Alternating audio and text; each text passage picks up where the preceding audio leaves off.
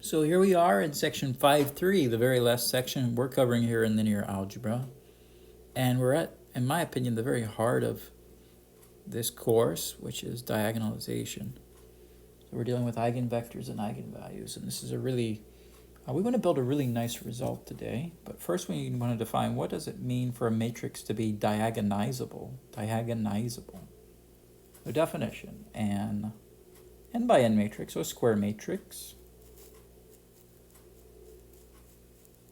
Let's call it A.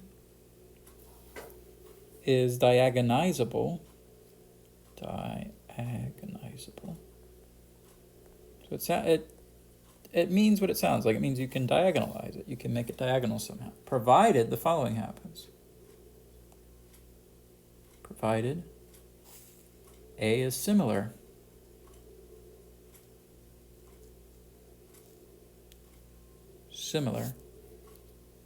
to an n by n diagonal matrix,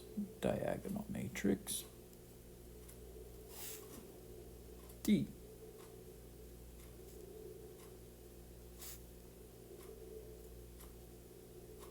So let's remember what it meant to be similar. What does that mean? Similar to a diagonal matrix D. That means, that is, in shorthand, or using mathematical notation, that means A is equal to some invertible matrix P times D times P inverse. This is for some n by n invertible matrix P.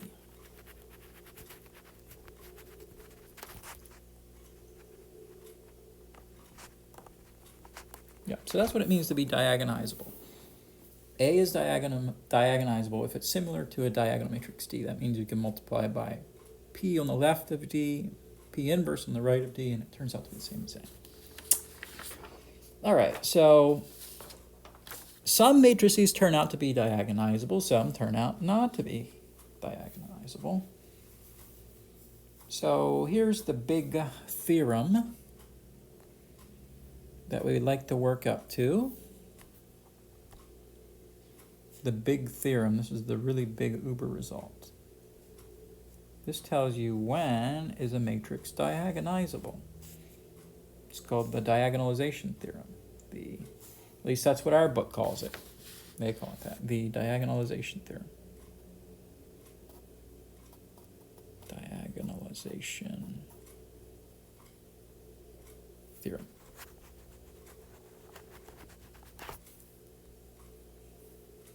And it says the following: an n by n matrix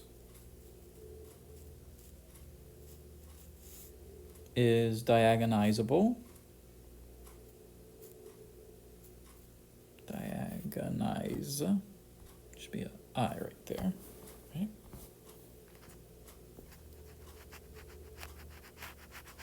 If and only if the following happens, if and only if A has n linearly independent eigenvector, if and only if A has n linearly independent eigenvectors.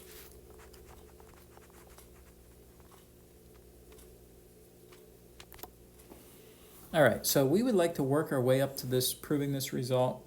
A really beautiful construction here, working towards it. Before we prove this, we want to do a lemma.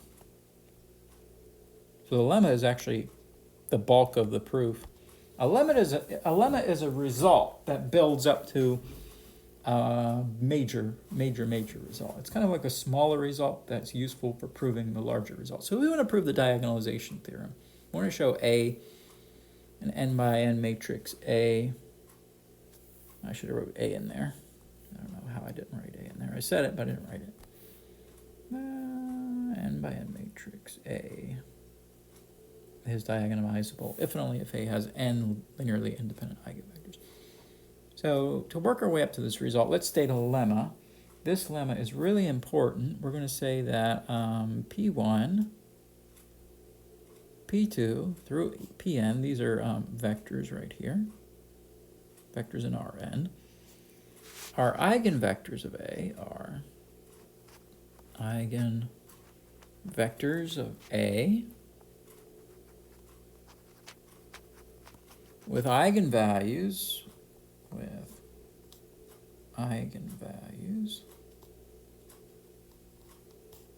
lambda 1, lambda 2, through lambda n, if and only if and only if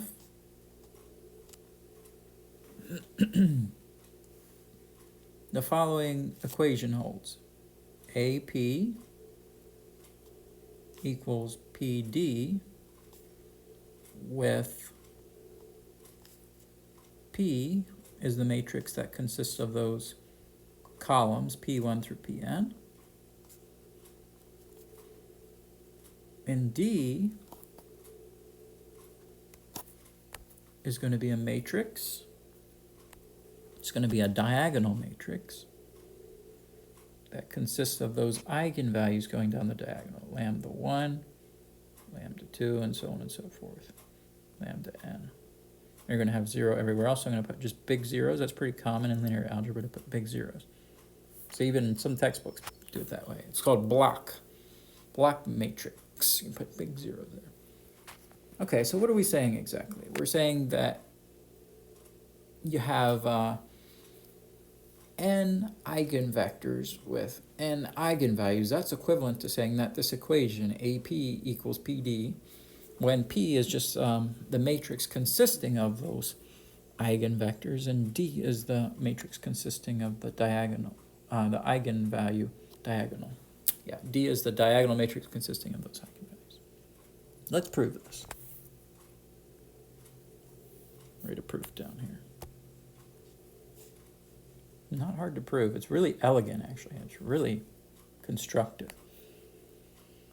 All right, so we want to show that P1 through Pn are eigenvalues of A with eigenvectors of A with eigenvalues, lambda 1 through lambda n, if and only if this happens. So let's start off by just making this statement here in red. P1 through Pn are eigenvectors of A with eigenvalues lambda 1 through lambda n. Let's just state that. Let's see, P1 through Pn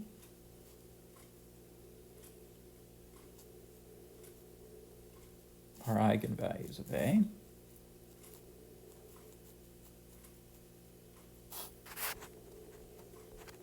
with eigenvectors of A. Come on now. Eigenvectors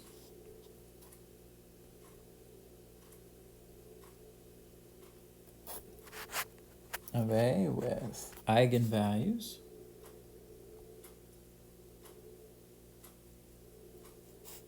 lambda 1, lambda 2, through lambda n. What's that mean? What's that mean? Well, if you think about it, that means each A times Pj has to equal each lambda j times Pj, right? This is for each j, right? J goes from 1 all the way up to n. And also, we have to add the condition that the Pj, right, is not 0. In order to be eigenvectors, in order for these Pj's to be eigenvectors, they can't be 0 vectors, right? Eigenvectors are non-zero vectors. All right, that's the first statement we have. Now let's restate this. Let's form a matrix with our APJs. So first we're going to put AP1 as our first column in a matrix, and then AP2 as the second column in our matrix, and so on and so forth, right? All the way through APN. It's the nth column of our matrix. Now on the other side of the equation, we know that AP1 is just lambda 1 P1, so we're going to put lambda 1 P1 in the first column, right? And we know AP2 is the same thing as lambda 2 P2. I didn't put a 1 here, let's put a 1. And so on and so forth. So we're just rewriting the matrix in a different form using the lambda. So APN is going to be what? Lambda n Pn. So, think about things a little bit. I'm going to clean up the right side a little bit. I got what? This is what? A P1, A P2. I'm not going to deal with the left side right now, just the right side. Through APN. These are my n columns here. Then on the right side, we're going to be real careful here. So we think about what's going on. This is actually the result. We focus on this lambda P1. This is the result of taking the following matrix, P1, P2 through Pn, that matrix with those n columns, and multiplying that by the vector lambda 1, 0, and so on, 0. And that would be that first column there, lambda P1, right? And when I take the second vector, lambda 2, P2, that's going to be a matrix consisting of columns P1, P2, and so on, Pn, multiplied by the vector 0, lambda 2, and so on, a bunch of zeros. And that process continues. I've run out of space here, so you're going to have a bunch more columns. And then in the very last column, you have what? Lambda n Pn right there. That's just going to be the matrix P, which is P1, P2, Pn. So the matrix that consists of those columns, P1 through Pn, multiplied by the vector 0, 0, a bunch of zeros, and then the very last entry, a lambda n. Okay, let me close that off. That's the way matrix vector multiplication works there. Now, let's separate some stuff. So on the left-hand side, I'm going to clean some stuff up. If you think about how matrix vector multiplication is defined, or actually matrix, straight up matrix multiplication. On the left-hand side, AP1 is the first column, AP2 is the second column, APN is the next column. This is the same thing as taking matrix A times the matrix that consists of columns P1, P2, through Pn, right? This is matrix multiplication, how it's actually defined. And on the right-hand side, this is actually matrix multiplication as well, right? You got a matrix consisting of columns P1, P2, dot, dot, dot, Pn, that's your matrix coming from the left. And then on the right, you're going to have a matrix consisting of n columns, where your first column is going to be lambda 1 and a bunch of zeros. And your second column is going to be 0, lambda 2, and a bunch of zeros. And so on and so forth. You're going to have 0, 0, bunch of zeros, and the lambda n. Right, that's just matrix multiplication, literally. So if you clean this up,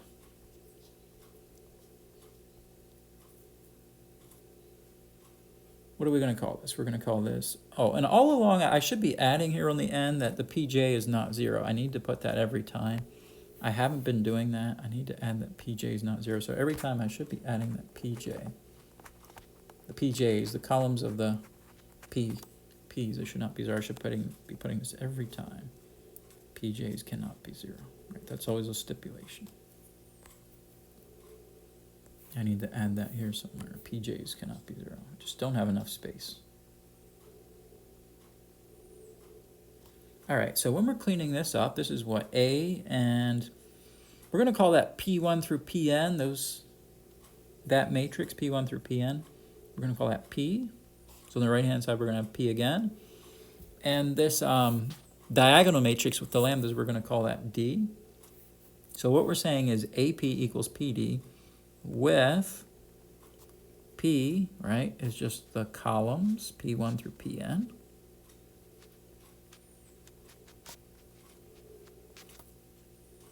And D is just that diagonal matrix, having lambda 1, lambda 2, those eigenvalues, lambda n, down the main diagonal with zeros everywhere else. And we need to add that pj is not 0. The columns of the P matrix are non-zero vectors. Okay, that pretty much proves what we wanted to prove, right? We wanted to prove that P1 through Pn are eigenvectors of A with eigenvalues lambda 1 through lambda n, if and only if AP equals PD, with P consisting of those P1 through Pn columns and D consisting of those, D's a diagonal matrix with those eigenvalues going down the diagonal. That's what we have, right? P1 through Pn are eigenvectors of A with eigenvalues lambda 1 through lambda n, if and only if APD equals PD with P, those columns, oh, I forgot an N right here. Where's that? N goes right there. Those columns, P1 through Pn, and D is a diagonal matrix with those eigenvalues going the diagonal. And Pj cannot be 0. That's something we always need. Oh, I forgot to add that here. I should have put that here in my statement. With, and I need to add that somewhere. Let me just put a semicolon here. Pj not 0. I need that in there for sure. Okay. So that's a really useful lemma. So we need to use that lemma to prove our theorem, the diagonalization theorem. So we want to prove the diagonalization theorem. So what does the diagonalization theorem say again? It says an n by n matrix is diagonizable if and only if it has n linearly independent eigenvectors. So that's what we're going to prove. Let me write it down one more time. What's it called? The diagonalization theorem. Diagonalization theorem. If I can spell it.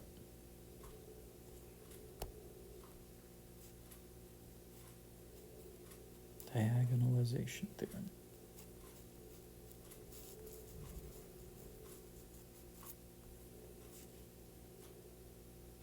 A is an n by n matrix, is diagonizable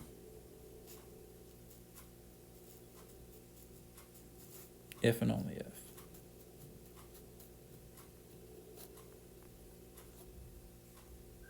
A has n linearly independent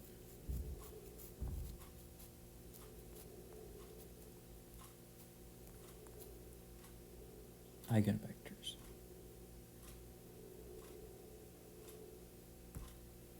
Okay, now this is not hard to prove. Not hard to prove once we have that lemma above. We're going to prove it.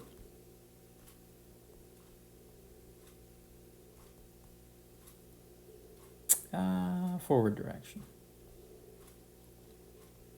Suppose, first of all, A is diagonizable.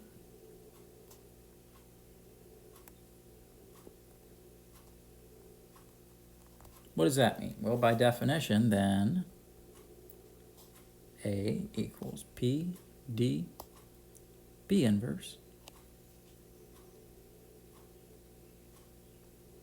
And we're just going to state that P is invertible, right? P, it's going to consist of some columns. We're going to call them P1 through Pn. Those are the columns of P. This is diagonized, or invertible. Is invertible.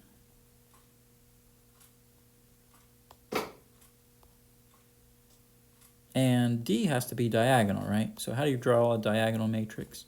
Diagonal matrix just has entries down the main diagonal, right? Lambda 1, lambda 2, through lambda n. So A is diagonalizable. That means A equals PDP inverse, where P is invertible and D is diagonal. That's all we're saying here. Now, what I'm going to do, we know P is invertible, right? So I'm going to take my red equation, A equals PDP inverse. Let's call it actually purple, right? Take this purple equation right here. We're going to multiply by P on the right, coming from the right. So we're going to have AP equals PD P inverse times P, right? We're multiplying, let me call it a blue P here. Blue P coming from the right. We simplify that. you get PD, then you multiply P inverse times P together, it gives you the identity. And then you have what? D times the identity, it's going to give you just D, so you got PD. So what do I have? I have AP equals PD, right? AP equals PD.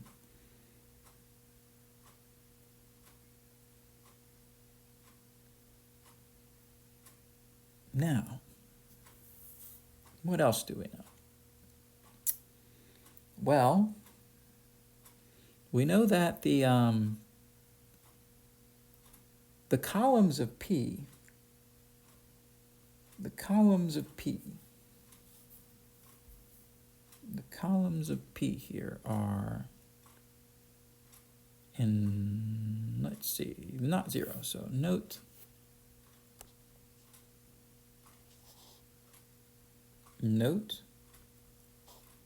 that, first of all, P1, P2 through Pn are what? Linearly independent. Why are they linearly independent? Linearly independent. Remember that P is invertible, right? P is invertible. One of the conditions of the invertible matrix theorem was P is invertible if and only if the columns of P are linearly independent. So note that P1 through Pn are linearly independent, and so that means the PJs here cannot be the 0 vector, right? Linearly independent vectors cannot be the 0 vector. Okay. So we can use our lemma now. What does our lemma say?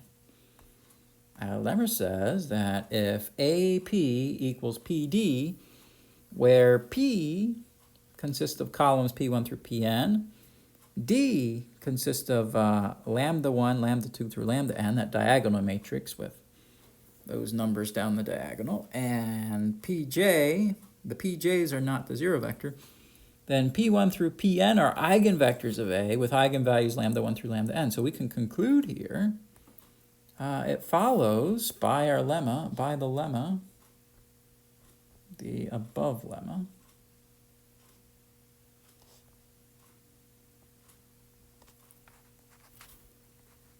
P1, P2 through Pn are eigenvectors of A with eigenvalues lambda 1, lambda 2 to lambda n. And that's what we wanted to prove, right? We wanted to have eigenvectors of A that were linearly independent, right? And linearly independent. So how do we know we're talking about linearly independent eigenvectors, right? Well, we have here that P1 through Pn, right? P1 through Pn are eigenvectors of A. And we had above that P1 through Pn, that set is a linearly independent set, right? So you put those two things together, you get P1 through Pn, you get n eigenvectors that are linearly independent. So that proves the forward direction, right? A is diagonalizable implies you have n linearly independent eigenvectors for A. Now let's prove the other direction. The other direction. So here we're going to assume that we have n linearly independent eigenvectors. Suppose A has n linearly independent eigenvectors. Let's call these eigenvectors P1, P2 through Pn, with corresponding eigenvalues,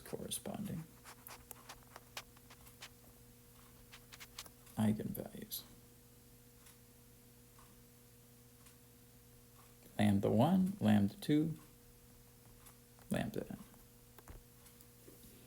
Okay, so if you go back to our lemma, right, when we have n linearly independent eigenvectors for a matrix, what does it say?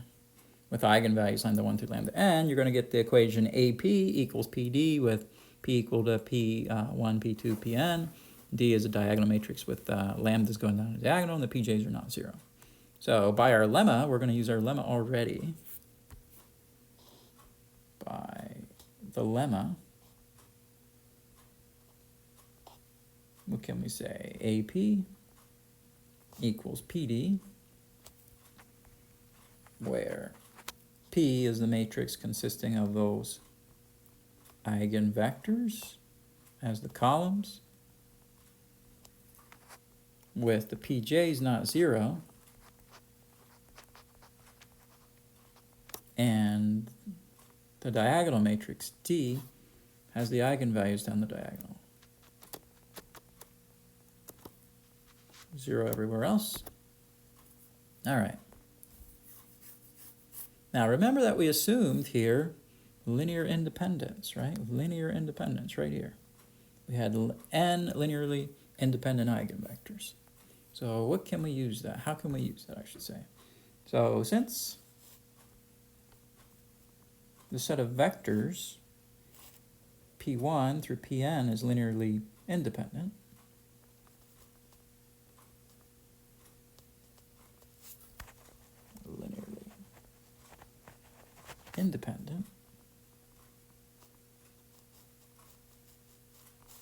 then what does that mean about the matrix P that consists of those columns, P1 through Pn? Well, using the invertible matrix theorem, if you have linearly independent vectors, then the matrix that's made up of those columns is invertible. Then P is invertible. So what I can do, I can go back and look at this equation right here, AP equals PD, right? That's my equation. So I'm going to take that equation, and I'm going to multiply by P inverse on the right side. P inverse coming from the right, P inverse coming from the right. So what does that do? Well, essentially what that does, that's going to give me what? A times, if I take P times P inverse, that's the identity, right? A times the identity equals PD P inverse. That's equivalent to A equals PD P inverse. Yeah, A times the identity is A. So what is D? Remember, if you go up, D was a diagonal matrix, right? D is right here. Where's D? It's this guy. It's a diagonal matrix. So what we have here is A, crap. It's not erasing.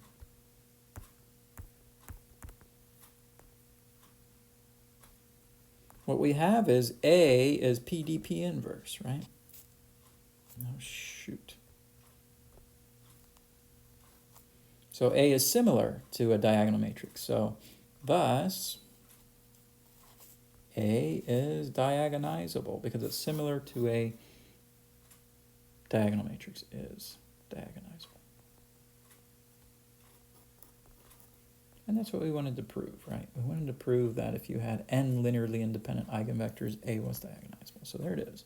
Pretty remarkable result. A is diagonizable if and only if it has n linearly independent eigenvectors.